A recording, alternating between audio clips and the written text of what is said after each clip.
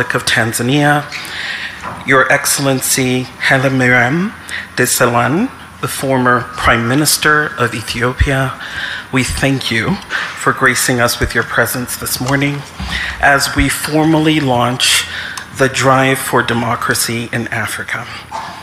We have a very important program ahead of us today, and we acknowledge the fact that this event is taking place in a very remarkable city, district, and region. So to provide us with introductory remarks and a proper welcome, I would like to invite the Regional Commissioner for Arusha, Honorable John Mongella. Could you help me welcome him with a round of applause?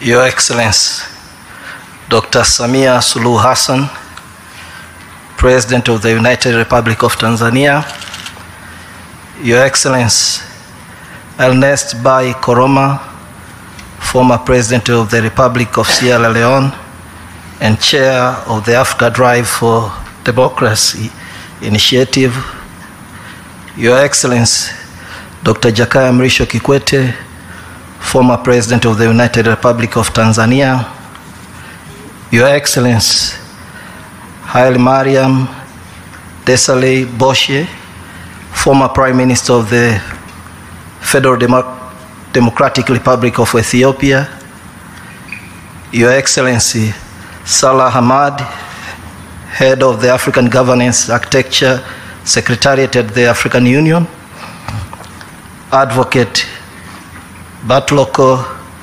Makon, Chief of Staff of the African Peer Review Mechanism, Madam Makena Mobobia, Executive Director of the MS Training Center for Development Cooperation, Dr.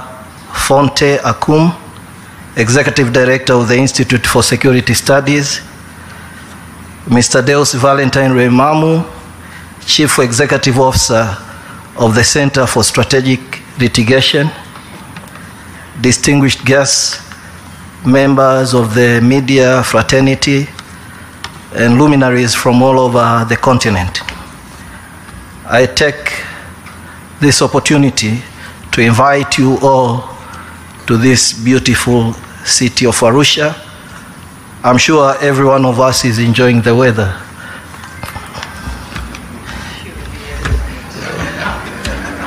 Your Excellencies, it is an honor for us in Arusha to be hosting such an important meeting about the state of democracy in our continent.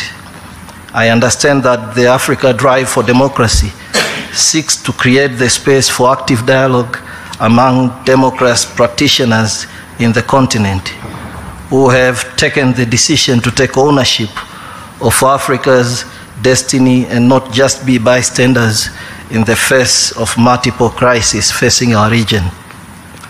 Your Excellencies, Arusha hosted many important forums and meetings about the destiny of our continent and region, peace talks that have led to democratic rule and stability throughout the region. Arusha hosts the city of justice for the continent in the shape of the African Court on Human and People's Rights, and also the East African High Court of Justice, which we are privileged to have the President of the Court amongst us. It is for this reason, I believe the organizers of this important event chose our city as the host of these important conversations. I wish, therefore, to note only that organizers had chosen the city of Arusha, but also welcome you all to our city. And we suggest that if Your Excellencies, in one of your resolutions, to declare that Arusha become the permanent host for these sessions. Your Excellencies, while understanding the status of your busy schedules, it is recommended that if only you can spare some time to visit some tourist attractions close by, like the Ngorongoro Crater, Tarangire National Park, Serengeti National Park, or a flight to the Spice Islands of Zanzibar.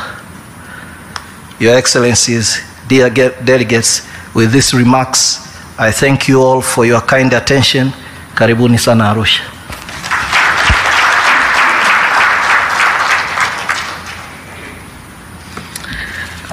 Your Excellencies and distinguished ladies and gentlemen, before we continue, we'd like to acknowledge the presence of some of our special guests in the room. First of all, we'd like to acknowledge the presence of the CCM chairman. Can we clap and acknowledge? We will also acknowledge the presence of the President of the East Africa Court of Justice, the Regional and District Security Committee members present. We acknowledge you. We acknowledge the presence of all district commissioners in the House. We acknowledge all of the members of the Regional Secretariat that are present. We also want to acknowledge the district administrative secretaries who are here. All heads of public institutions that are here, we'd like to acknowledge you now. The city director and district executive directors, we'd like to acknowledge your presence and thank you for coming. All religious leaders present, we acknowledge your presence. All journalists and pressmen and women, we acknowledge your presence in the back and we appreciate. And all citizens of this great nation, we thank you for your presence here today. As we continue with our program, I would like to invite a representative from the organizing team. This has been a really enormous effort, a collaboration between 3 distinct organizations, and I would like to invite the executive director of one of these organizations to provide brief remarks. If you could help me welcome Mr. Deus Valentine to the stage.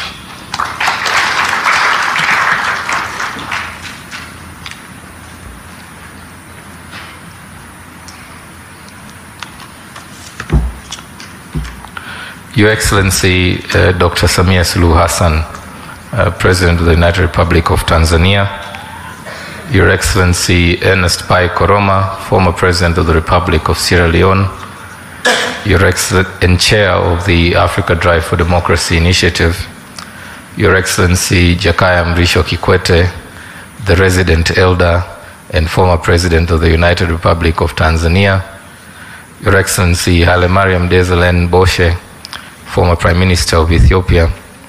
Allow me, before I proceed, to invite my colleagues who were meant to also offer remarks but have appointed me to speak on my behalf, to speak on their behalf, to accompany me as I offer my remarks, because that is the promise they made and that is how I accepted it.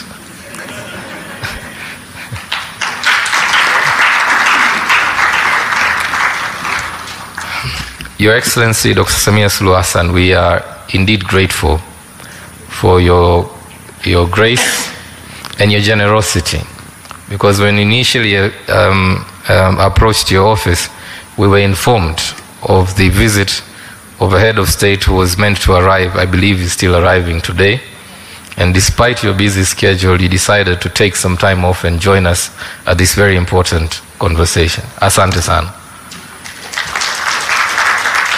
I wish to also thank you, Your Excellency, for all the support we've received from your entire government.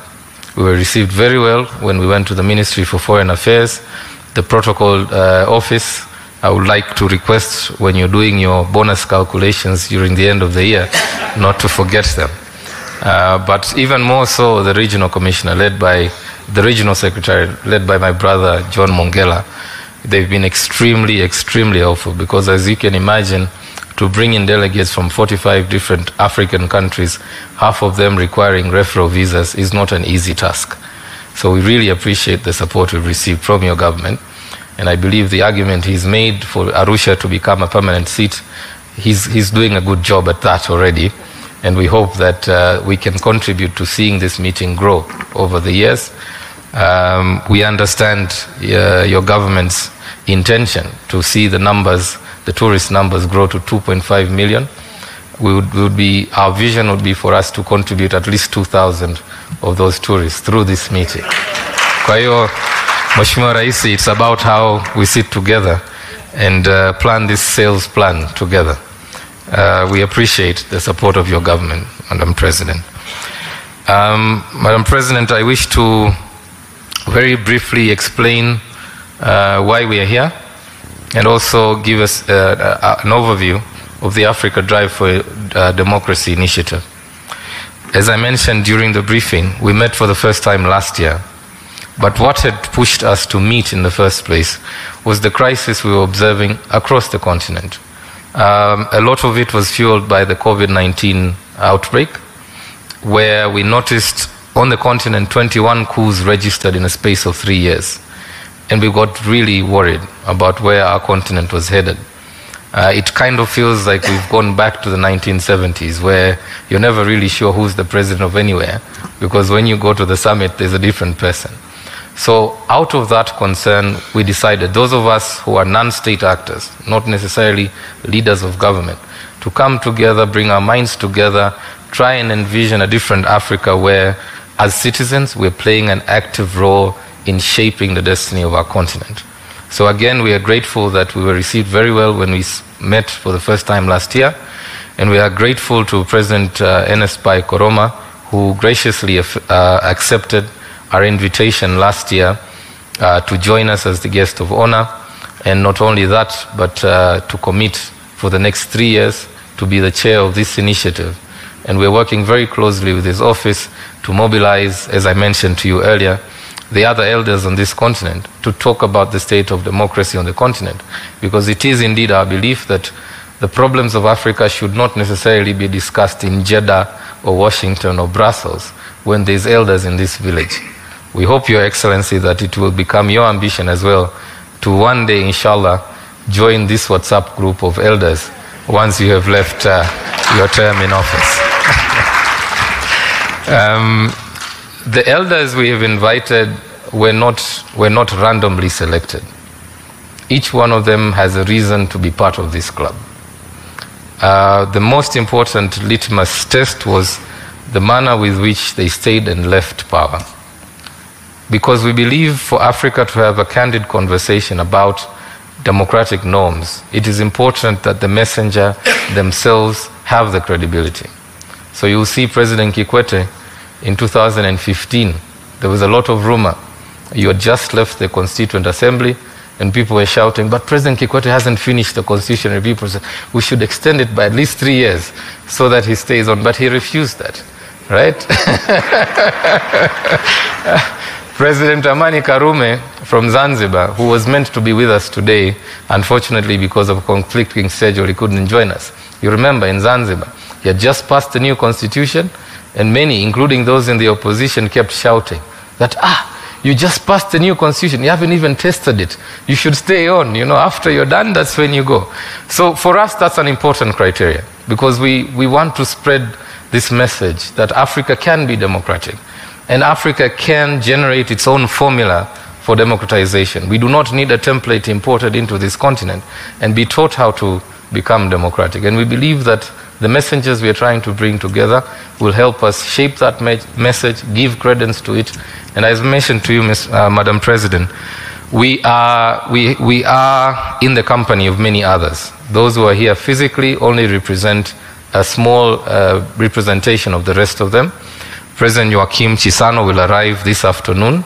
Unfortunately, he had engagements in Zimbabwe. As you know, he's involved with the negotiations there, but has still offered, despite his busy schedule, to join us later this afternoon. Madam Nkosazana Dlamini Zuma had meant to be here. Unfortunately, because of the BRICS Youth Summit, she had to stay behind because she's the minister in the presidency responsible for that. Madam Graça Machel was unable to make it because she's in Kigali for the Women Deliver Conference. Madam Amina Garib Fakim, former president of Mauritius, has a conflicting schedule, so she couldn't join us. So couldn't President Goodluck Jonathan. President Thomas Boniai from Benin was meant to travel. Unfortunately, the flight itinerary was too hard on him. So he had to avoid the travel because otherwise, by the time he got here, we would have had to organize for ambulances.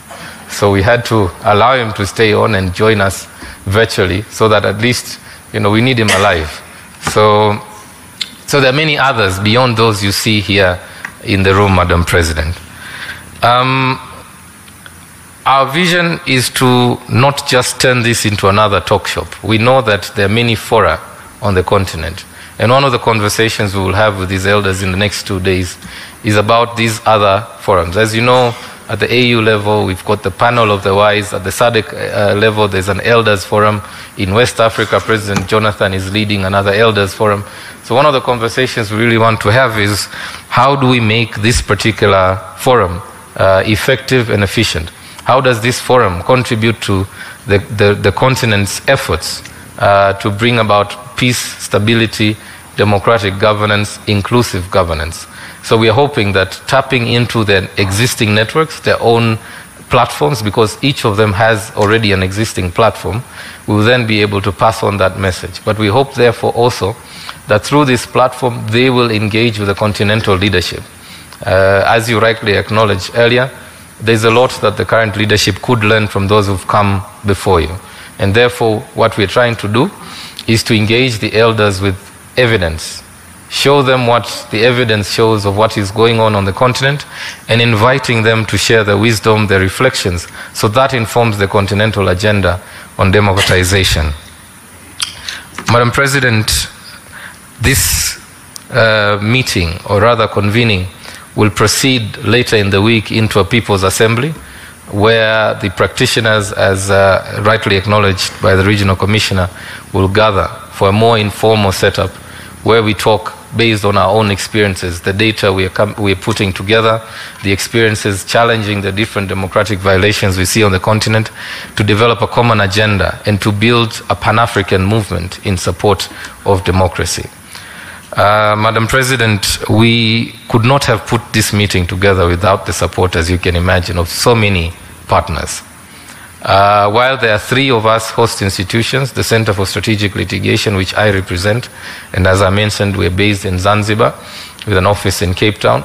I have with me my colleagues from the MS Training Center for Development Cooperation, based in Usariva, Tanzania, and my colleague, Dr. Fonte Akum, from the Institute for Security Studies, based in Pretoria.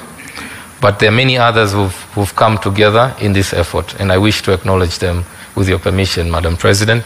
Afrobarometer, the CEO of Afrobarometer is here with us, Joseph Asunka. We are also joined in this effort by a leading African feminist institution, Akina Mama wa Africa. The Executive Director, Eunice Musime, is here with us. We are also joined in this effort with the International Commission for Jurists, ICJ. The Africa Director is here with us, and I wish to acknowledge her presence. We've also been able to pull this together with the support of several of our generous donors. Some of them are here present. I might miss any of them, so if you're here, I would like to just acknowledge your presence. It has taken a village, as they like to say, and many of us have really had to come together to allow us to succeed in this effort. Madam President, it is indeed, as I mentioned earlier, our intention to carry on this conversation in the long run. We don't want to just end with talking about the state of democracy on the continent. In the next 2 days, our elders will hear from experts in the field of democracy generally, but then there will also be sessions on the state of women political participation, There will also be a session on the state of the rule of law on the continent. There will also be a session on the state of peace and security. We expect that their conversation will lead us into a joint message of what they believe can be done on the continent, and later on that will be developed into a position paper and a 3-year program of action, which we hope Your Excellency, you will collaborate with us in enforcing this program of action. So we look forward, indeed, based on the experience we've had over the last 2 years, to continue collaborating with your government, Your Excellency.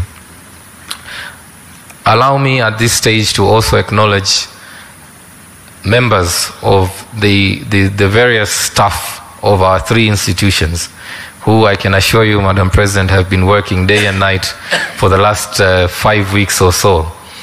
We have learned many lessons in the course of organizing this event about protocol, about how to behave around elders, about how to receive presidents, and we've come out of this experience better people. So allow me to acknowledge the presence of members of staff of the Center for Strategic Litigation, the MS Training Center. Please stand up for acknowledgement. And members of the Institute for Security Studies, all of whom have collectively made the effort to pull this meeting together. It is indeed our hope and prayer, Madam President, that through this forum we are creating on the continent a model that many other leaders will be inspired towards. We hope that the messages our elders will help us transmit to the continent will go a long way in inspiring a new brand of leadership and hope on the continent that we can have in Africa a democratic society governed with inclusion and respect for the rule of law. That said, Madam President, I wish to stop there to thank you once again for joining us. God bless you and God bless Africa.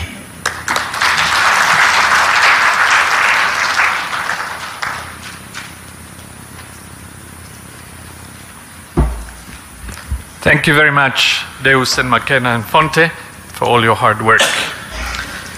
We know that democracy does not come to us from the heavens.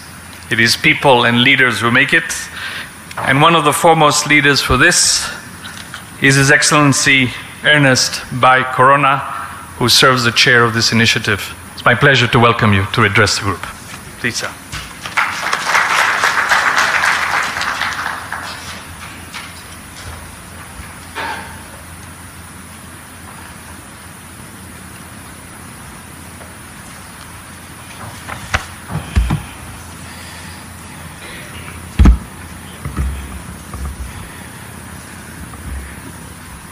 Thank you very much for inviting me to the podium. Her Excellency Dr. Samia Suluhu Hassan, President of the United Republic of Tanzania, His Excellency Jakaya Kikwete, former President of the United Republic of Tanzania, His Excellency Hili Mariam Desalegn Bushi, former Prime Minister of Ethiopia, our host, the Honorable John Mongela, Regional Commissioner for Arusha, officials of the region, fellow advocates for democracy, human rights, and the rule of law, distinguished ladies and gentlemen. I feel truly honored, and it is truly humbling to be in this company of distinguished champions of democracy and aspiring African leaders. Your work, your vision, your commitment to the cause of democracy, good governance, and the rule of law provide so much comfort and optimism for a more peaceful, united, well-governed, and prosperous Africa.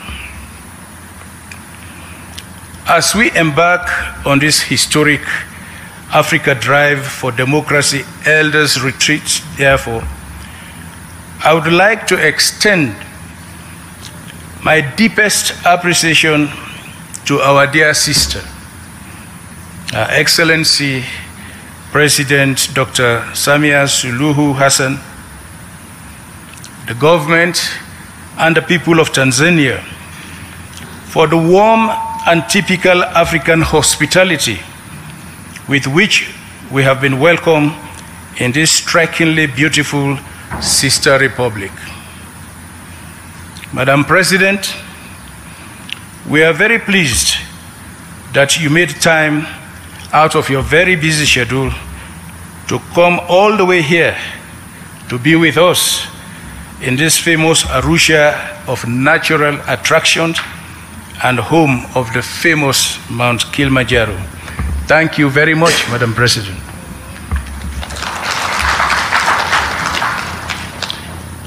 We cannot thank enough our esteemed statesmen, my dear brothers, for dropping everything else, not just to join us, but more importantly, to enrich and guide our conversation and approaches. Please, a round of applause for our elders.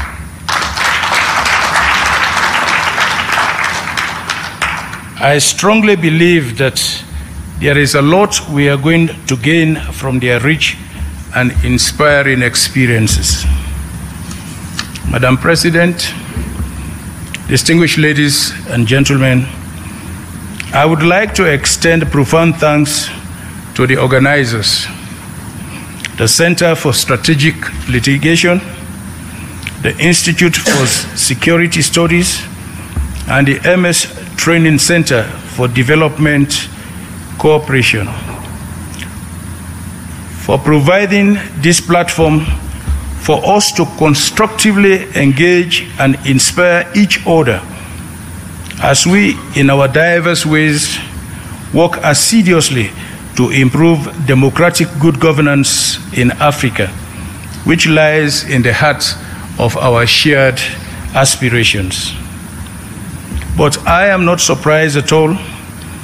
We are all share the reality that there is so much going on in Africa that leaves our people with more questions than answers.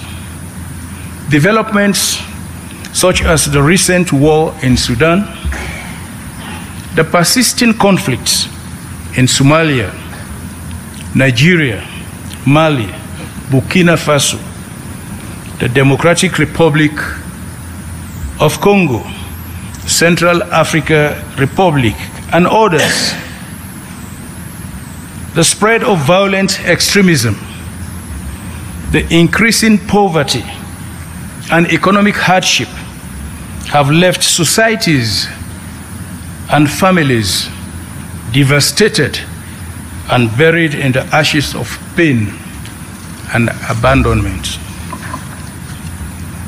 In the heart of these developments is the rapid decline of democracy, manifested through state capture of democratic institutions, legislatures, judiciaries, which are supposed to check the excesses of the executive, are in many cases leading the charge in bridging constitutions to favor undemocratic practices such as entrenching leaders against the wishes of their people, or use pandemics to their advantage to suppress opposition and dissenting voices. We all witness the electoral management bodies doing the bidding for the incumbents. We witnessed the state security forces suppressing the people they are supposed to protect, including opposition leaders and their supporters. As a direct impact of these, we are experiencing a growing contention between the state and its youths, civil society, and the media, all of whom are increasingly being muzzled. This has, in some instances, paved the way to the re-emergence of military governments in several countries in the continent. But as an anonymous writer noted, and I quote, "Democracy is a slow process of stumbling into the right decision instead of going straight forward to the wrong one," end of quote. The good news is that the AU and the regional bodies are far advanced in reviewing their democracy, good governance, and security protocols, which are aimed at effectively responding to the ongoing ills afflicting Africa's democracy. It could be helpful, however, for those reviews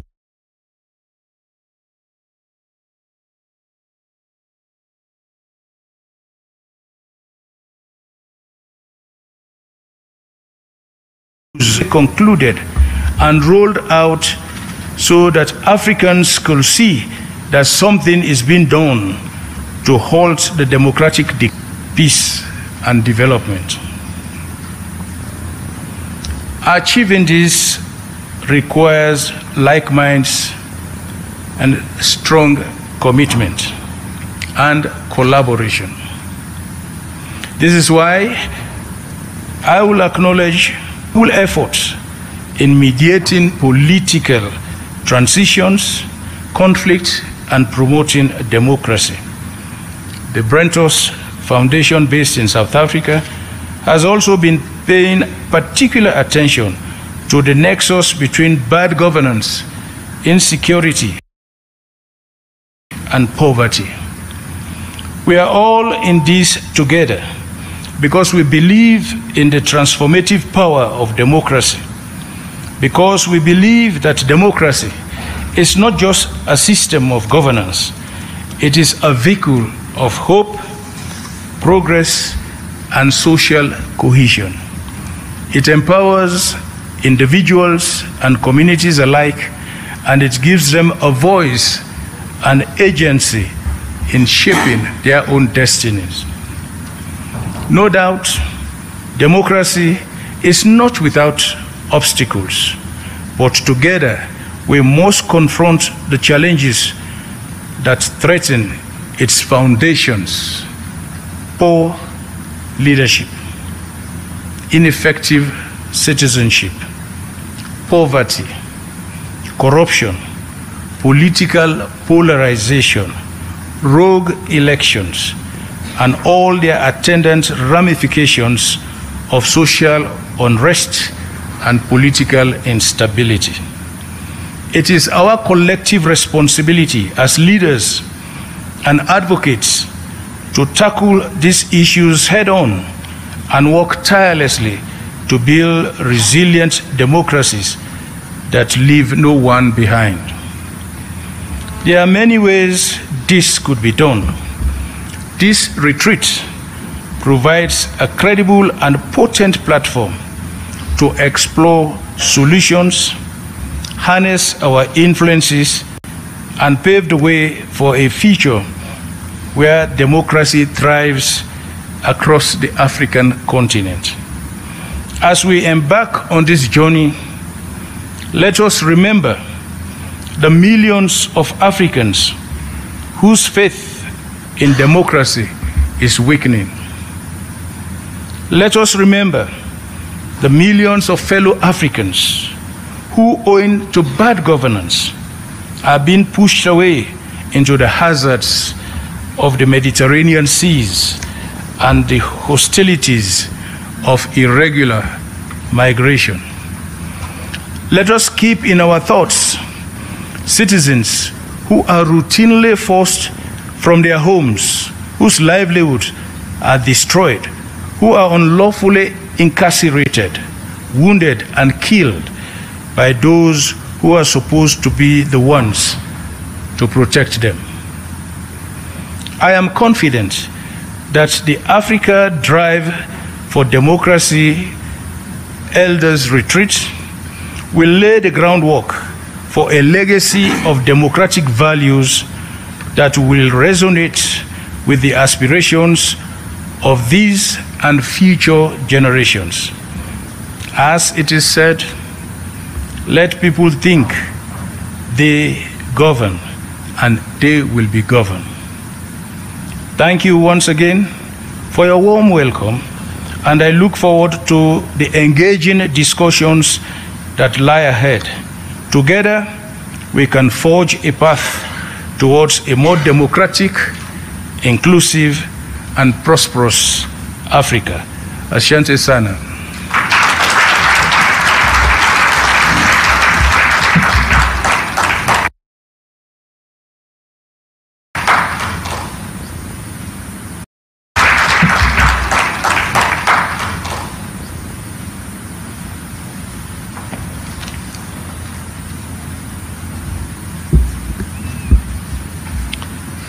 Thank you very much, President Koroma, for those thoughtful and candid remarks.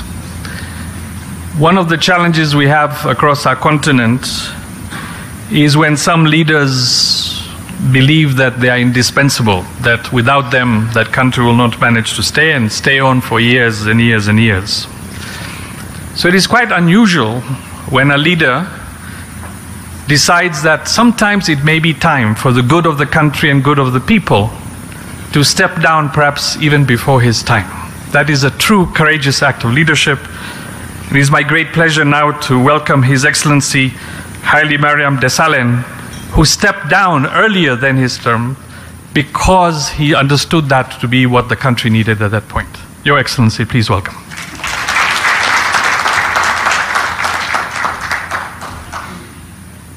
Very much, Moderator. Your Excellency, President Dr. Samia Suluhu Hassan, Your Excellencies, my fellow former presidents present here today, Your Excellency, the Commissioner of Arusha, distinguished scholars, practitioners, sisters and brothers, ladies and gentlemen. A very warm greetings to our guest of honor, President Samia, and I'm always inspired to be in a program with our only executive women president in our continent.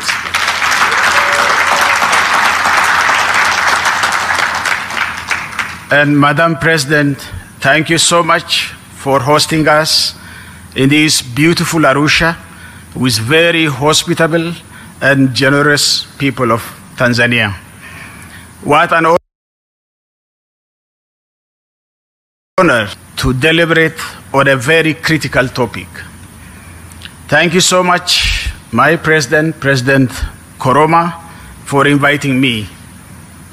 I have come to know a trinity of organizers: Center for Strategic Litigation, Institute for Security Studies, and MS Training Center for Development Cooperation. Let us give a big round of applause for the excellent organization of this one, so that they keep it up for the future, of course, in Arusha.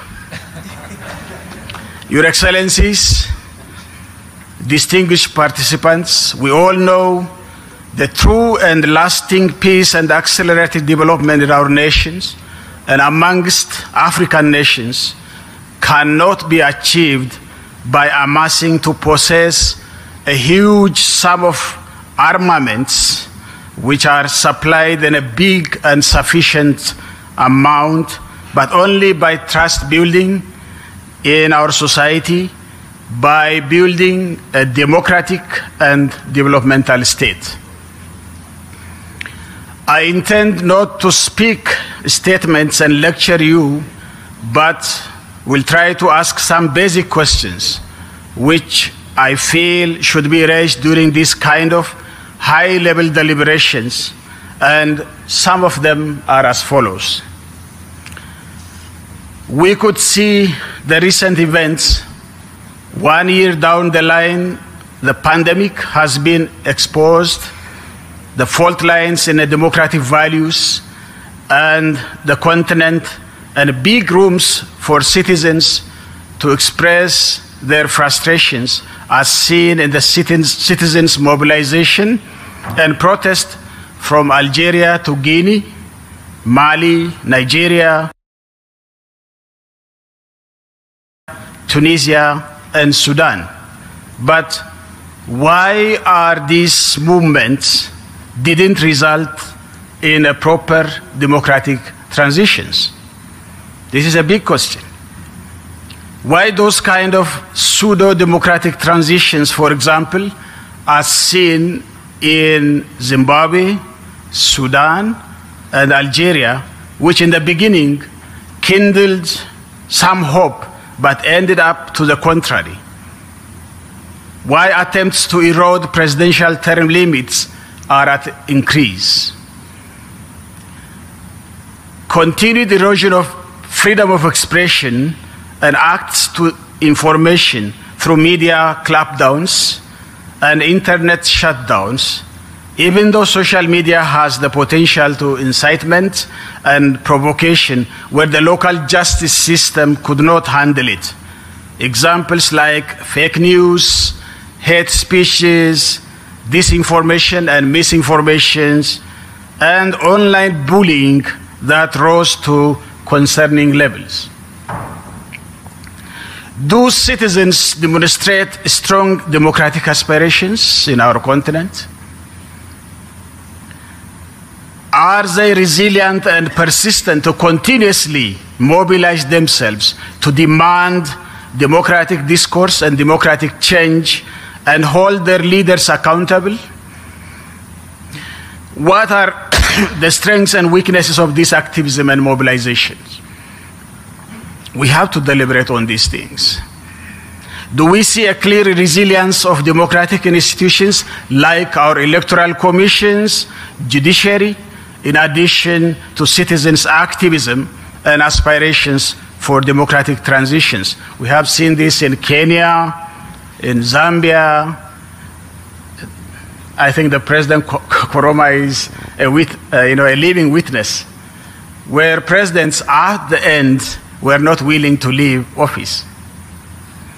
The Gambia, in Liberia, in Malawi, in Seychelles, to mention some. Are there any attempts by executives to compromise the independence of these institutions? Does our demographic structure have any role to play? Say, for example, the power of African youthful population. Is it channeled as an opportunity to build political space for democratic process and change? Or is it a serious challenge, sometimes even becomes an emergency, for actually there is an extraordinary growing trend of unemployment and underemployment that cannot easily be addressed by our leaders? Social inequality and hopelessness could provide fertile grounds for recruitment for violent extremist groups, human and illicit financial trafficking rings, and perpetrators of political violence. What is the impact of ethnically based political mobilization and polarization in our continent? I thank Tanzania for this because you handled it properly.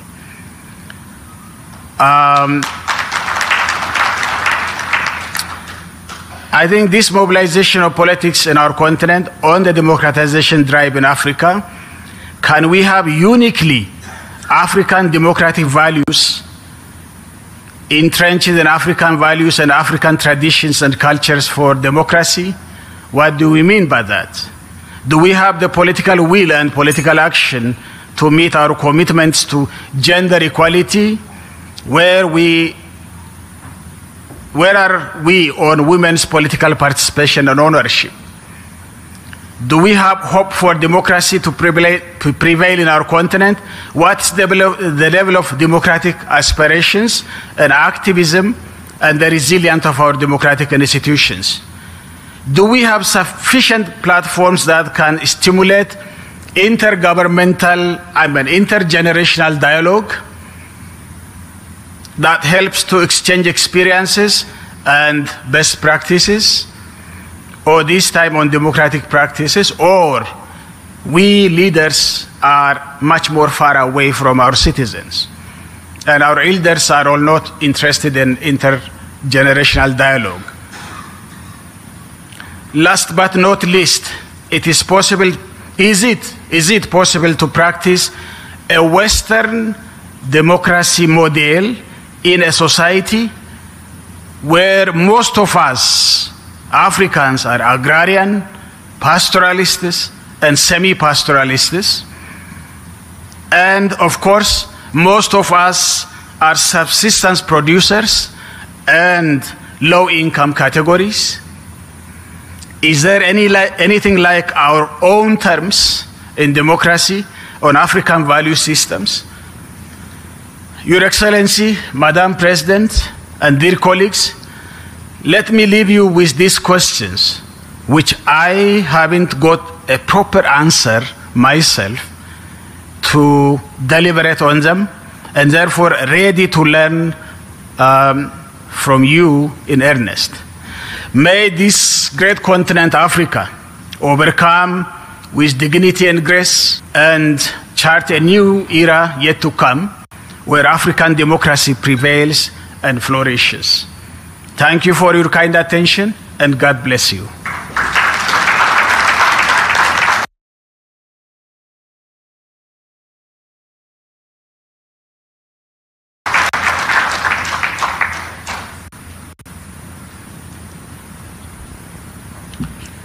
Thank you very much, Mr. Prime Minister. Our next leader needs no introduction to most of you in the room. You have seen him in action.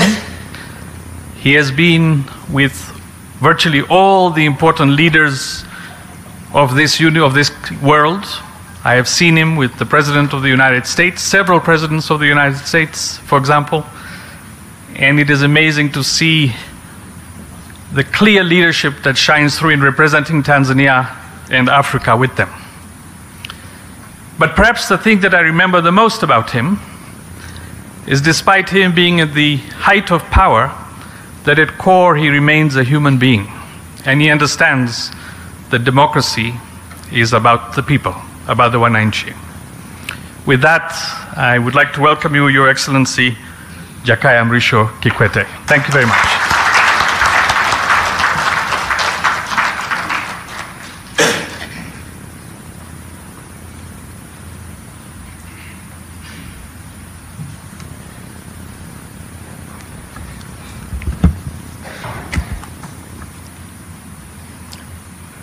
Thank you, Rakesh. Huyu Rakesh, rais ndio aliyekuwa na ile tuwaweza ile. Ndio huyu alikuwa anatuponda sana.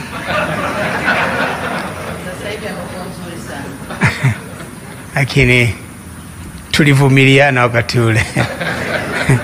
Kuna wakati usingeweza yale. Your Excellency Dr. Samia Suluhu Hassan, President of the United Republic of Tanzania, Your Excellency of the Africa Drive for Democracy,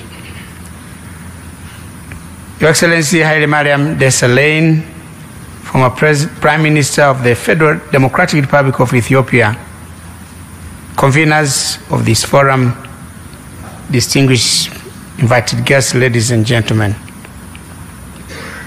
My task today is simple: to welcome Your Excellency, Madam President, to speak and grace this retreat of former leaders, former African leaders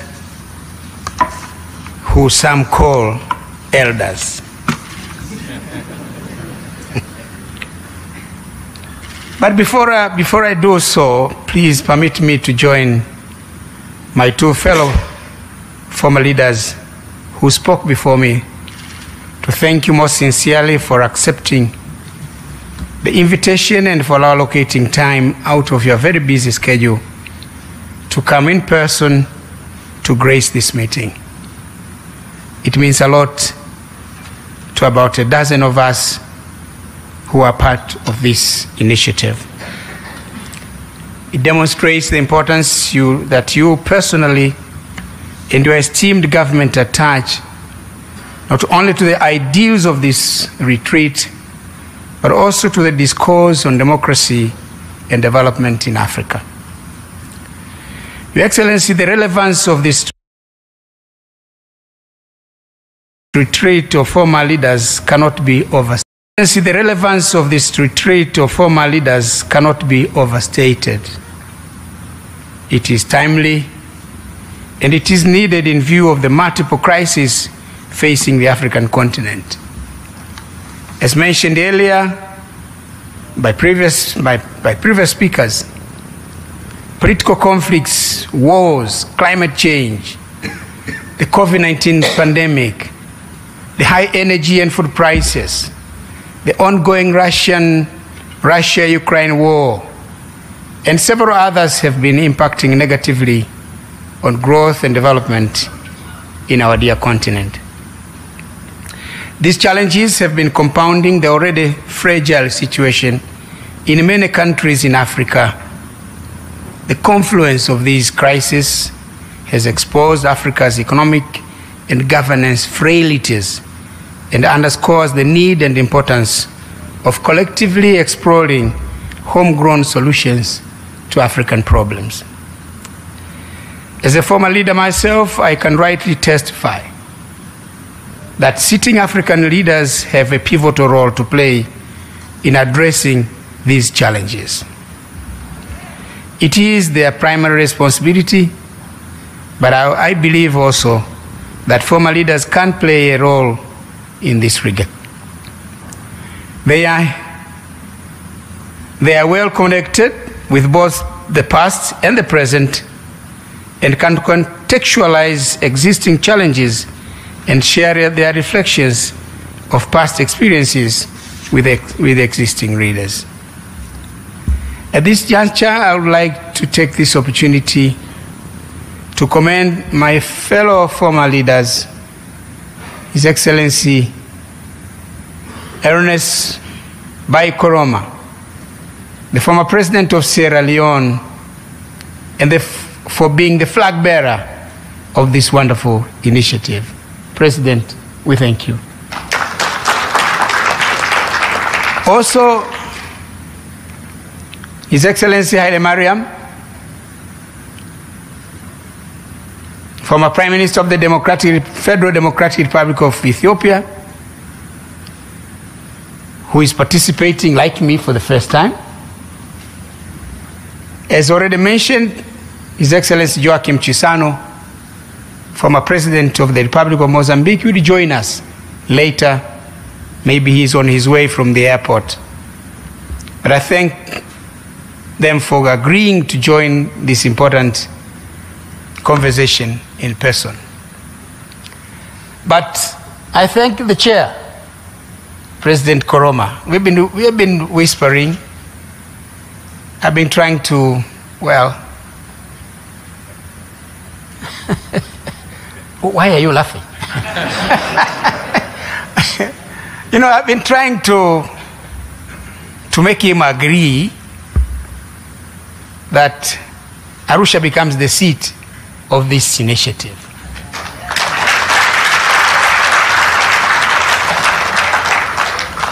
And he has generously accepted.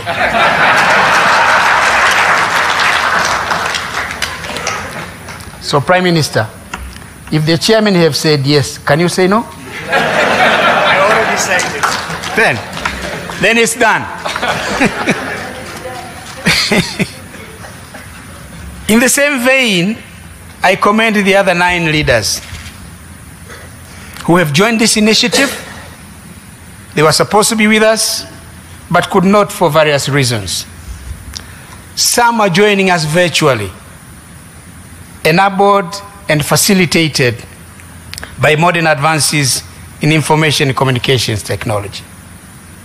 I'm told President Ellen Johnson Sirleaf was ready to address this meeting here, but this room is not made for that, unfortunately. But she will talk to us, President, after we leave this room at another facility. Your Excellency, President, former leaders and distinguished participants will share their thoughts, wisdom, and experiences on the broader areas of governance and development, but accord specific attention on the intriguing subject of the state of democracy in Africa. I'm of the view that for one to fully appreciate the current situation in Africa, it is worthwhile to reflect on the challenges we have been grappling with in the political, economic, and development arena from a historical perspective. Most of the challenges we are facing, our countries today, are a continuum of what has been happening in the past. Since independence in the 1960s, successive governments of African countries have been preoccupied with the overarching task of nation building, which involved matters relating to holding the country together. As you know, President, and all the distinguished participants, Africa is the only country that the borders are arbitrary. No continent in the world has borders like ours. They are straight line, which means the borders are not natural. It appears that somebody was holding a rope on one side and the other one to this end, drawing a line. The right is mine, the left is yours. And in the process, they've created nations that have a lot of difficulties. They've created conflicts within nations and conflicts between nations. So holding together such countries is a mammoth task.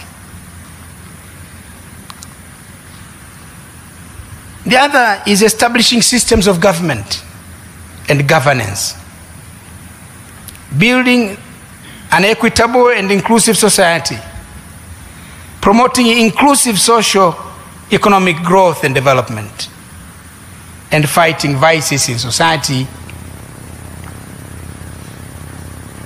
Interestingly, these have remained priority and important areas of preoccupation for our leaders and their nations up to this day, despite progress made over the past 6 decades. Indeed, a lot of ground has been covered and significant progress has been made over the past 60 years since independence.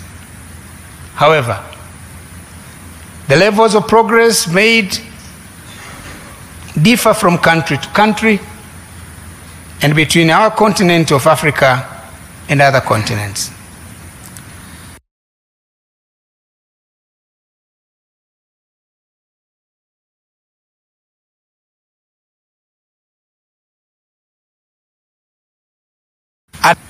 On democracy in Africa and other aspects of nation building, of the nation building agenda.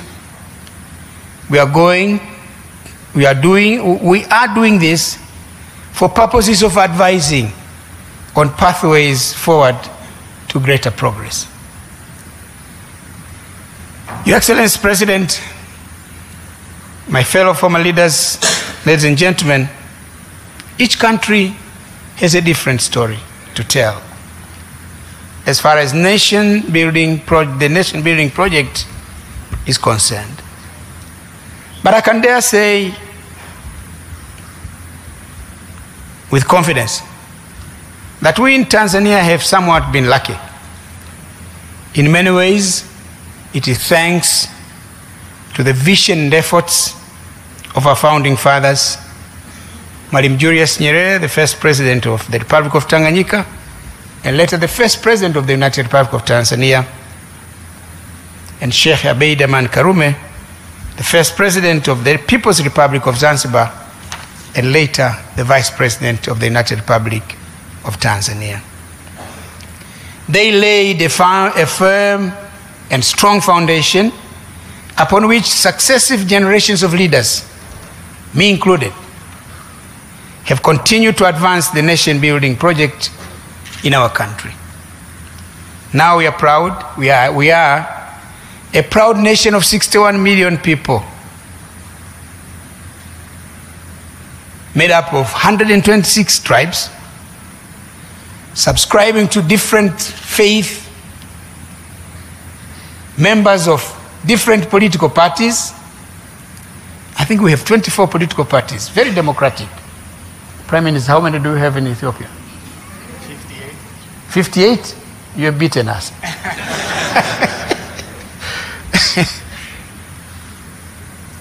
But we are at peace with ourselves. In many aspects of the human development indicators, we are better off today than we were at independence or even to 20 or 10 years ago. However, there are still many challenges that we need to continue to be working on to consummate the goal of a united, stable, democratic, and prosperous Tanzania. It is heartwarming to note that Your Excellency President Dr. Samia Suluhu Hassan and your esteemed government have steadily stayed the course. You are not only sustaining the gains made so far, but you are steadfast and committed to advancing the country to greater heights. Congratulations, Your Excellency.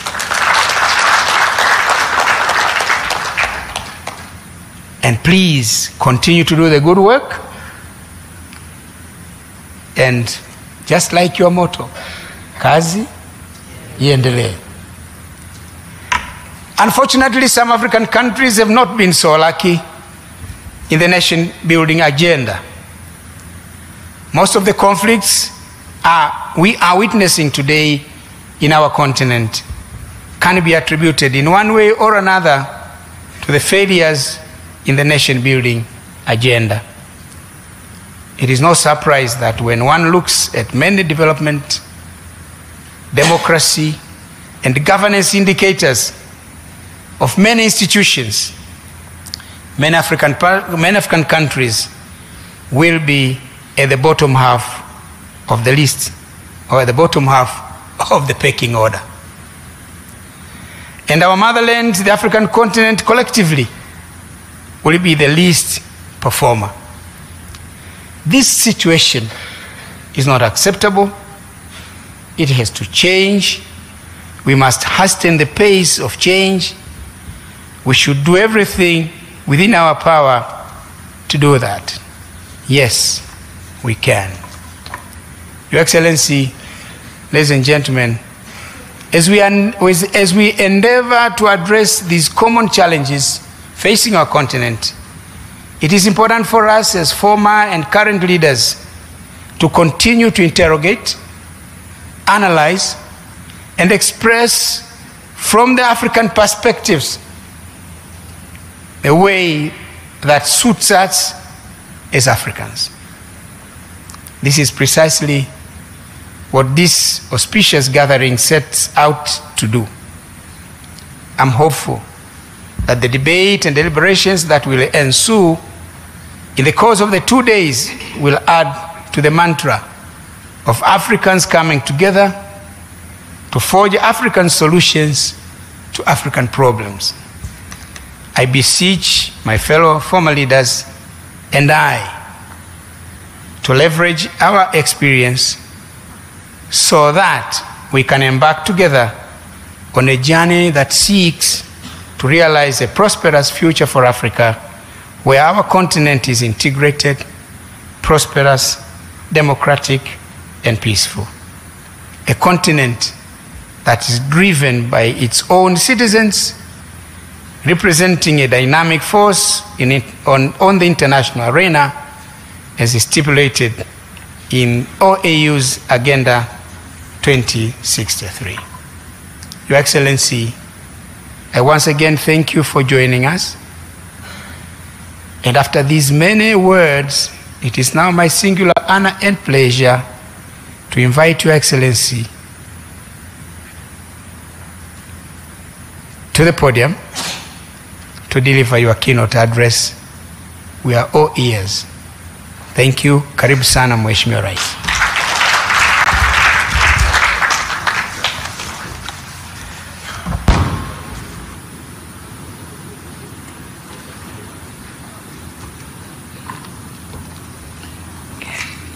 Please be seated. Thank you.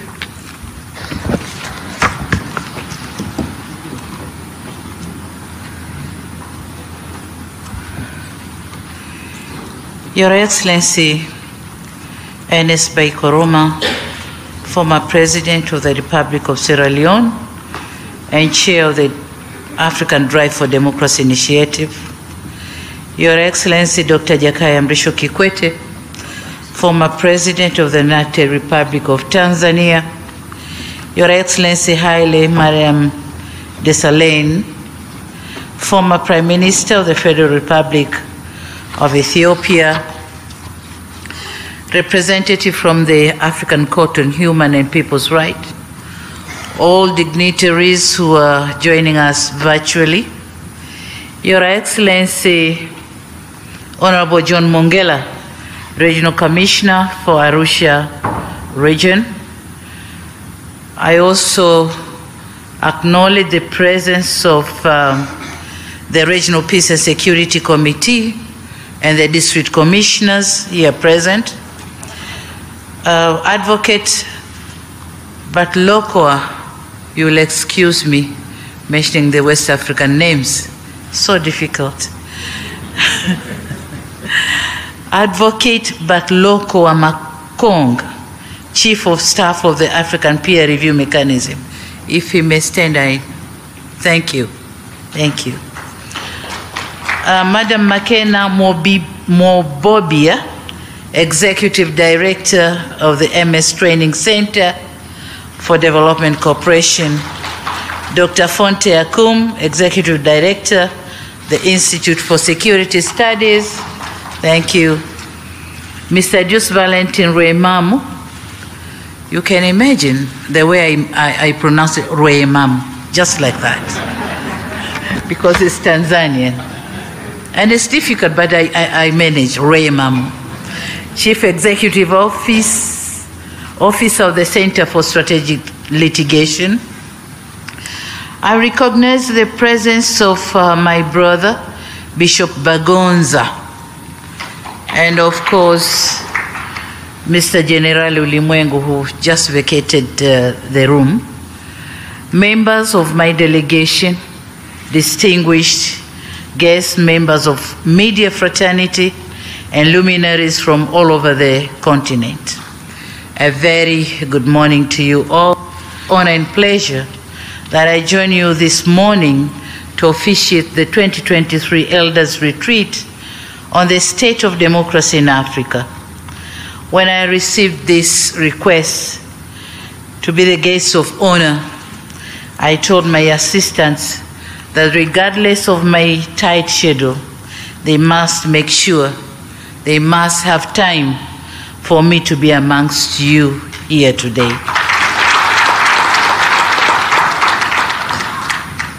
Now, being new in this game of leadership, I thought I have to meet the gurus, the Koromas, Kikwetes, and the Haile Mariams, the gurus of the constituency, and learn from them on whether my ship is sailing in the right direction or not.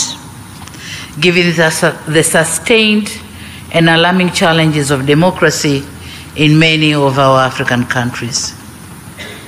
Excellencies, I congratulate the organizers of the retreat for the wonderful choice of the venue.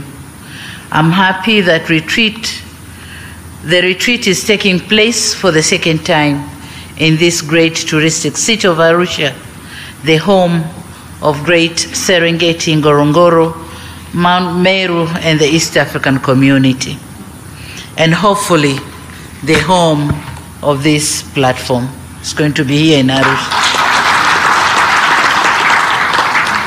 On a special note, I commend His Excellency Ernest Bai Koroma for the leadership of the African Drive for Democracy initiative, and I wish you, Your Excellency, the best in pursuing the objectives of the initiative. It is through this platform that the wealth of wisdom to inform on democratization agenda on the continent can be harvested. And more importantly, is that the seed you, our elders, are planting through this initiative will germinate into a much-needed fountain of wisdom and guidance in support of our collective continental ambitions for an integrated, prosperous, and peaceful Africa, driven by its own citizens, representing a dynamic force in the international arena. The Africa we want, as stipulated in the Vision 2063. Excellencies, ladies and gentlemen, the convening of this elders' retreat on the state of democracy in Africa could not be more timely, given the fact that the democratic gains that were made in the past are regressing. Even in democracies that once flourished, we are witnessing the regression. Some statistics note that Africa's 54 states, 25 have experienced coups, attempted coups, or disruptions to constitutional order since 2010. In addition, it is said to note that according to the International Center for Investigation or Investigative Reporting, the continent has not been safe. And in the past 80 years, there have been 21 coups, with emergence of new conflict in Sudan, unresolved crisis in West Africa, the Sahel, and discontent in Eastern DRC, which have all led to declining democracy and stalling of governance. And those who spoke earlier have said some other examples. This situation has been further exacerbated by the COVID-19 pandemic, which had negative effects to the economy and to some extent led to imposed restrictions and elections postponement in some countries. Some of these regressing factors or challenges are not our own making.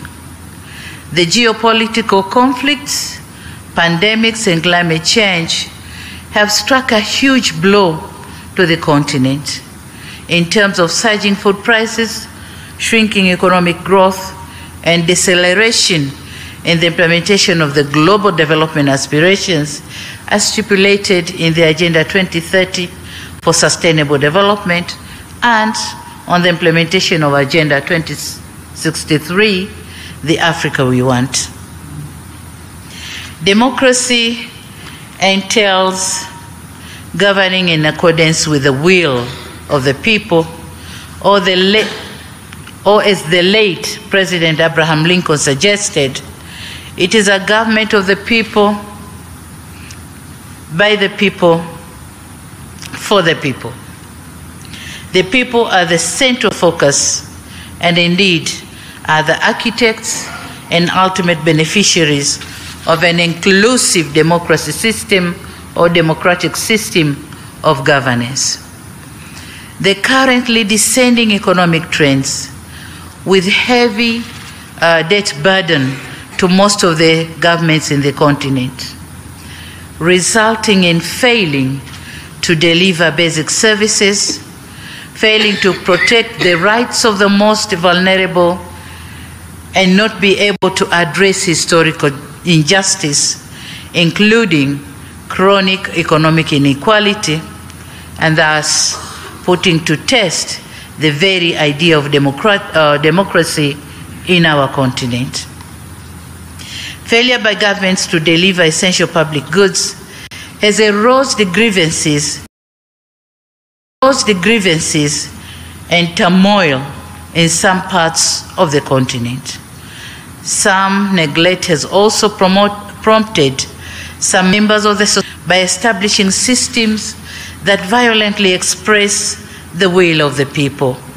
And this is the wanaharakatis, the terror groups, the mandamanos, all these have cropped out of non-delivery of basic social services. And this is where some aspects of democracy, such as freedom of association and freedom of expression, are negatively used. Now, unless and until African governments address the deficiencies in democratic governance and deliver essential public services to their people, democracy will remain an aspiration never to be meaningfully realized. And let me be very clear here that I don't see an alternative to democracy as a prerequisite to achieve sustainable development and strong economic growth for our countries. For democracy is closely associated with peace, social stability, and rapid socio-economic development. Excellencies and dear participants, those of us who believe in democracy as the most appropriate form of governance must proactively engage with our people towards shared ambition for an Africa with an entrenched and flourishing culture of human rights, democracy, gender equality, inclusion, and peace, and a continent where prosperity, security, and safety for all citizens will be a norm of life. We must build confident society that will enable participate in the management of public affairs as stipulated under Article 13 of the African Charter and democracy, elections, and governance. Excellencies, ladies and gentlemen, for democracy to be meaningful, it needs to translate into improved public services, should be a best proven means of enabling our people to mobilize, organize, and engage in the governance of their public life. And henceforth, in cognizance of the virtue of democracy, and in responding to the call by former President Dr. Kikwete on sustaining the hard-won gains on democracy in Tanzania, and in commemorating 30 years of the reintroduction of multi-party political system in our country, I launched 4R Agenda for strengthening and consolidating democracy in the country. The first R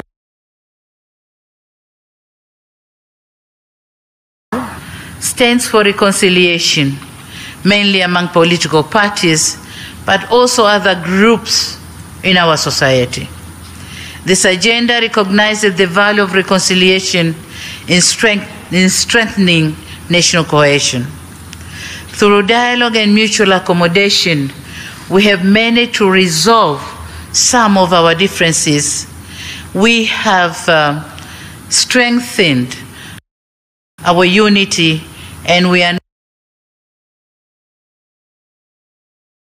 peaceful and prosperous Tanzania. We might be having our differences, but then not to the extent of distorting the peace of our nation. The second R stands for reforms.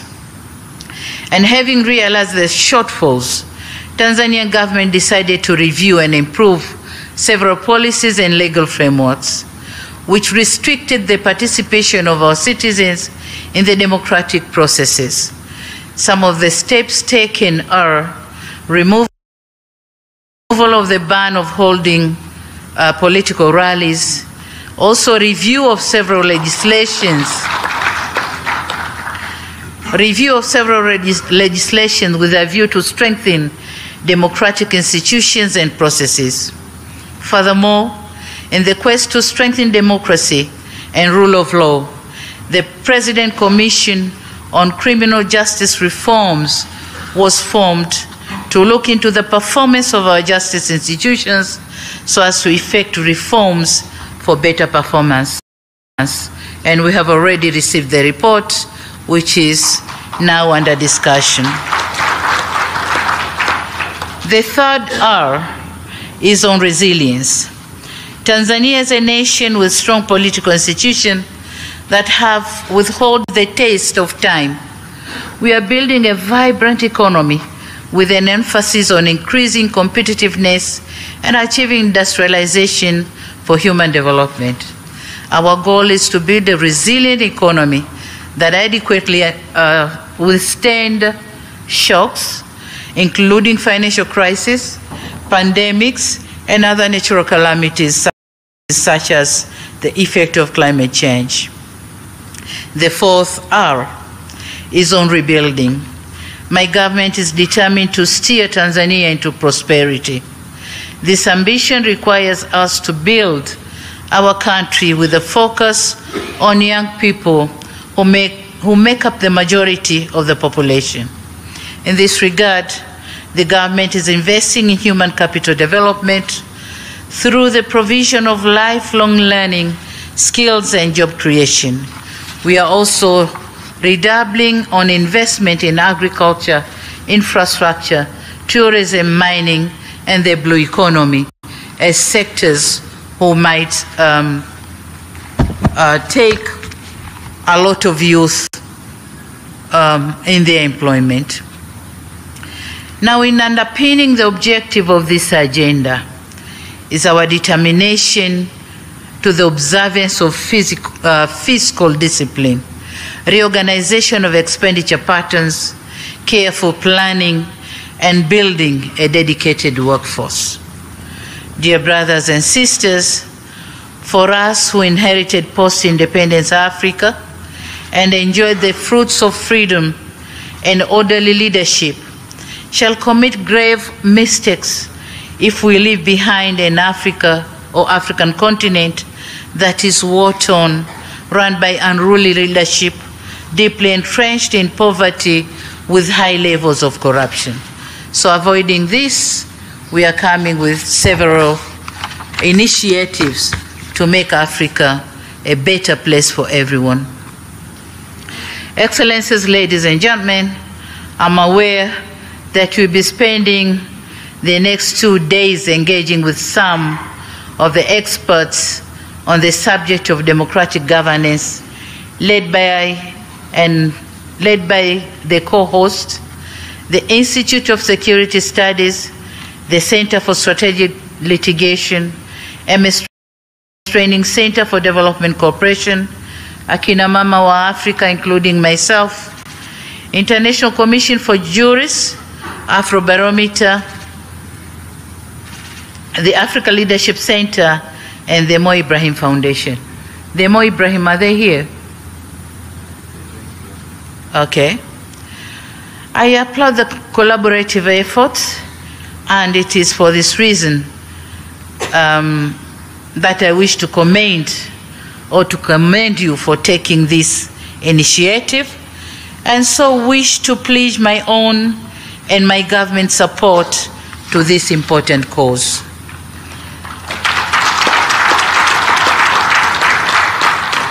Excellencies, we in Tanzania bear witness to the value of democratic rule, which is achieved through strong constitutional foundations and an active political culture. We are here to learn from our sisters and brothers from other African countries. And I'm told that among other issues to be discussed here, we'll focus on the following topics. 1, ways to elevate the role of citizen in addressing conflicts. 2, proactive and preventive action and early warning signs. 3, renewed commitment to good governance, human rights and democracy. 4, presence of strong and independent monitoring and verification of the continent's democracy. And 5, ways to strengthen continental and sub-regional bodies in dealing with challenges of democracy.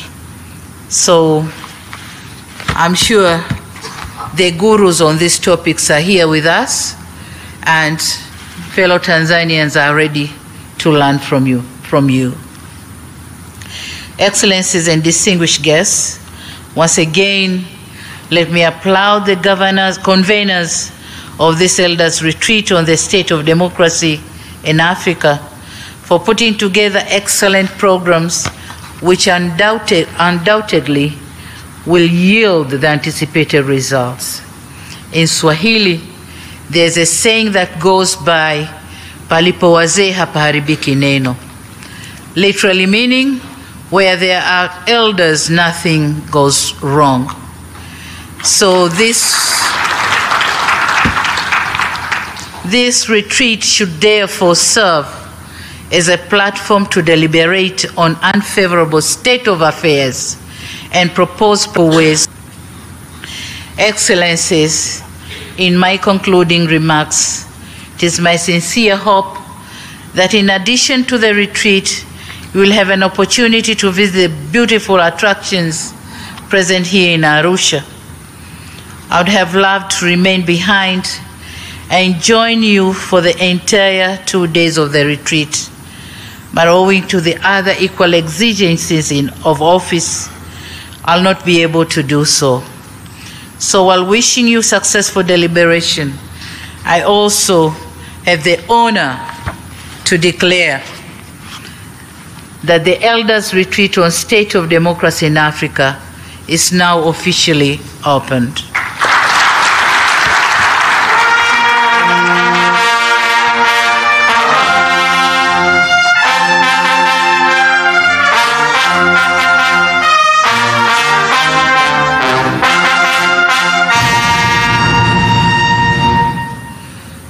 Thank you.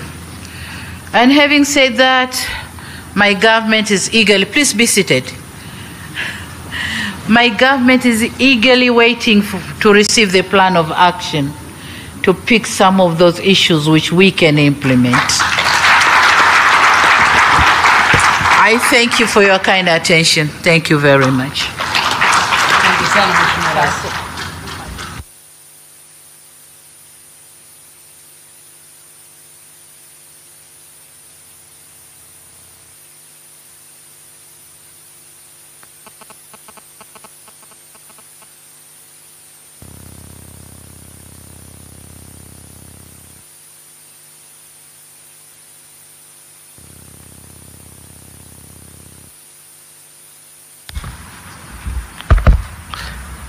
Madam President, thank you very much for those.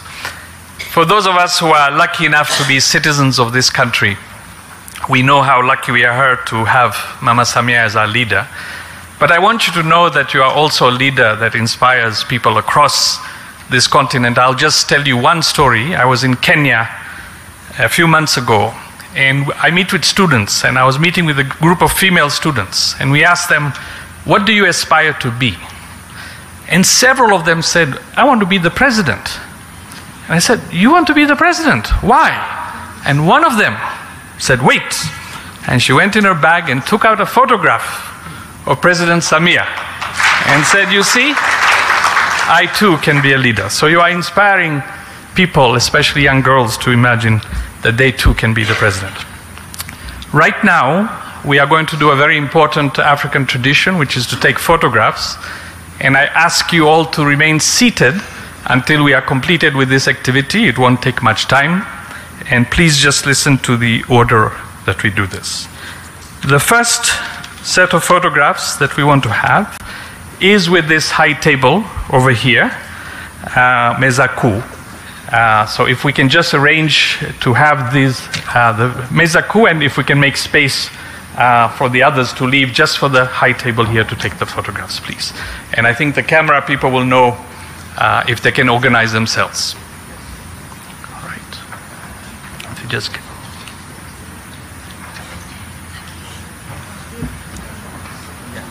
I will.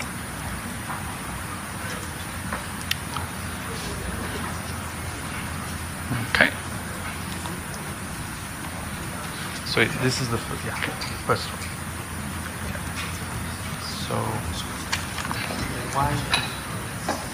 All right.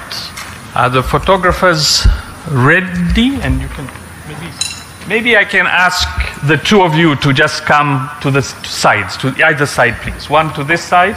This is the organizers. One on each side, please. Yeah.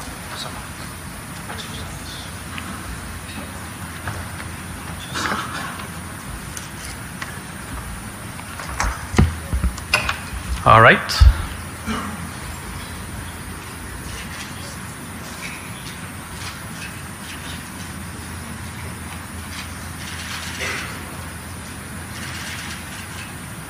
Thank you very much. Now, I would like to invite the second group, and please, you enter on this side. So you come up these stairs in front of me. You enter and you stand behind the group.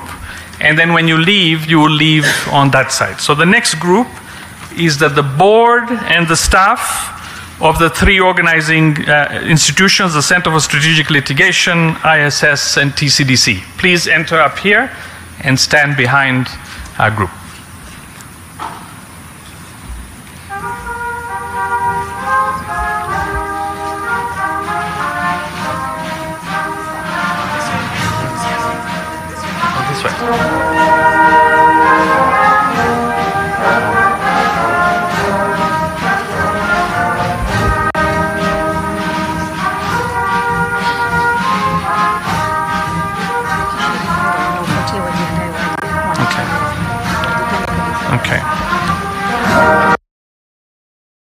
While these are coming, the other members of the retreat, if you are a participant of the retreat, please move to the back.